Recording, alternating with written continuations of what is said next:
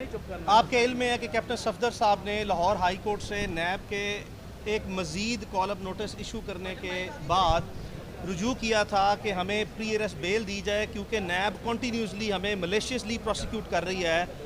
ये नैब की तारीख में जो सा है वो शायद पहला केस था कि एक ही नेचर की सिमिलर एलिगेशन पे दो नैब के इंडिपेंडेंट रीजन्स ने लाहौर और पेशावर में इंक्वायरीज इनिशिएट की हैं। इन दो इंक्वायरीज़ में से जो पहली इंक्वायरी थी कैप्टन सफदर साहब के ख़िलाफ़, वो एलिगेशन की हद तक कि आपने अपनी आमदन से ज़ायद असासाजात बनाए हैं, वो पेशावर में 2018 में वो शुरू की थी, जिसमें कि कैप्टन सफदर साहब को पेशावर हाई कोर्ट ने जो अपनी जजमेंट पास की है रिसेंटली, उसमें उनकी ज़ारा नैब इंक्वायरी कर रही थी असासाजात की, आमदन से ज़्यादा असासाजात की, वो बदनीयती पर मबनी थी।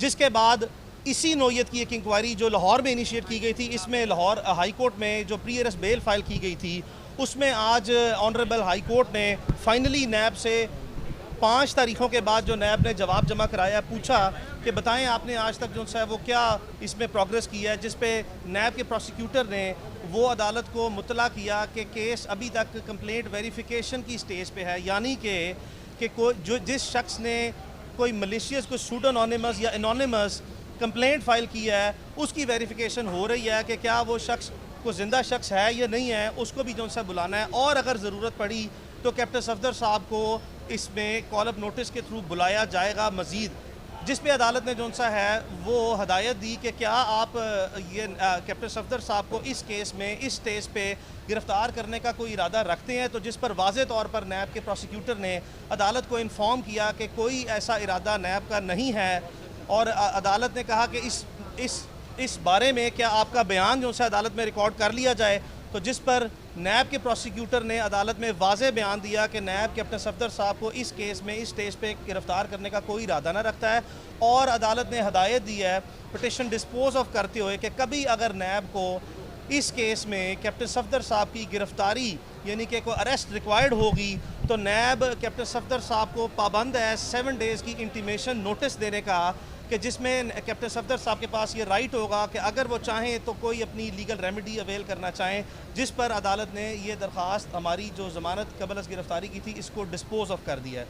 तो हमारी तरफ से जो सा है वो यही मौक़िफ़ है कि नैब को अगर मज़ीद अभी पेशावर में 3, साढ़े 3, 4 साल में पूरे मुल्क में जितनी असासाजात की तफसीलात हैं जो छानबीन की है, अगर उसके बाद भी जो सा है कुछ मज़ीद छानबीन रिक्वायर्ड है, चूँकि जो नैब का पेशावर हाई कोर्ट से फ़ैसला कैप्टन सफदर साहब का आया, उसमें वाज़े तौर पर जो सा है कैप्टन सफदर साहब ने जो मुसलसल कई सालों पर मुहीत जो सा है नैब से ताउन किया, उसकी तफसील भी दर्ज है। तो हमारी तरफ से एक दफ़ा फिर मौक़िफ़ दोहरा रहे हैं कि कभी नैब को किसी लीगल को मेरिटोरियस प्रोसिक्यूशन के लिए हमारी ज़रूरत होगी तो हम हाजिर हो जाएंगे, लेकिन बराए मेहरबानी अपनी बदनीयतों को मज़ीद हमारे ख़िलाफ़ जो सा है वो जारी रखने से अब बाज रहा जाए। अच्छा कैप्टन साहब, ये बता दीजिए कि मानसरे में भी आपकी प्रॉपर्टी का कोई केस ओपन होने जा रहा है, इस हवाले से आप थोड़ी तफसील बता दें। बिस्मिल्लाहिर्रहमानिर्रहीम।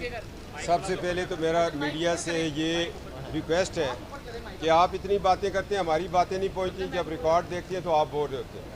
आप ज़रा खामोशी से, चूँकि मियाँ साहब ने केस को ब्रीफ कर दिया, अल्हम्दुलिल्लाह मैं इनको मुबारकबाद देता हूँ।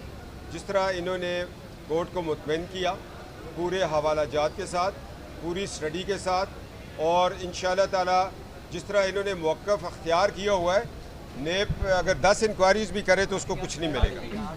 और मैं मुबारकबाद देता हूँ अपनी लीगल टीम के सरबराह जो मियाँ अली साहब हैं उनको, और उन्होंने बड़े एहसन तरीके से इस केस को किया। आपने पूछा कि मानसरा में कोई इंक्वायरी शुरू है, इंक्वायरी नहीं है। एक ग्रेड 22 का अफसर रिटायरमेंट के बाद बच्चों, भाइयों और एहलिया के साथ वो अब लोगों की ज़मीनों को सारा दिन फारग होता है, उनको कुरेदता रहता है कि कहाँ मुझे 1 मरला मिलेगा, कहाँ मुझे 2 मरले मिलेंगे। तो वो उस सिलसिले में मेरे वालिद की एक ज़मीन थी, उस पर उन्होंने कहा जी इस पर तिम्मा नहीं कटा हुआ। हालांकि मैं 1872 से उस ज़मीन का रिकॉर्ड देखा, वो अंग्रेज़ की ज़मीन थी, सल्तनत बरतानिया की थी 1872 में। उन्होंने अपने वफादारों को 1946 में जो शामलात थी उसको इंतकाल कर दिया। फिर आगे अंग्रेज़ के मरहत याफ्ता तबके ने नस्ल दर नस्ल उसको खानगी तकसीम में तकसीम करते गए और बेचते गए। वो मेरे वालिद साहब ने आज से कोई 26-27 साल पहले ख़रीदी हुई थी।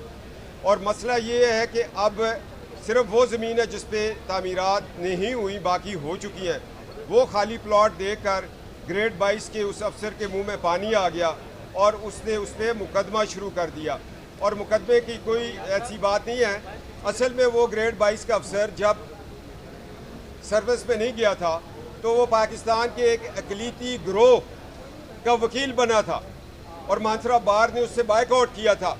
फिर उसी अक़लीती गिरोह की इमा पर, उसकी सपोर्ट पर, उसकी हमायत पर अंदरूने खाना उसको एक आला मुकाम दिया गया।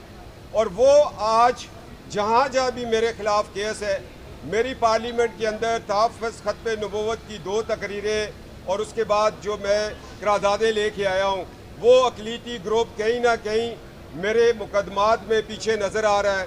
और मानसरा में 110% अक़लीती ग्रुप ने अपने एक पुराने नमक ख्वार को आगे किया और मेरे ऊपर एक ज़मीन का केस शुरू कर दिया।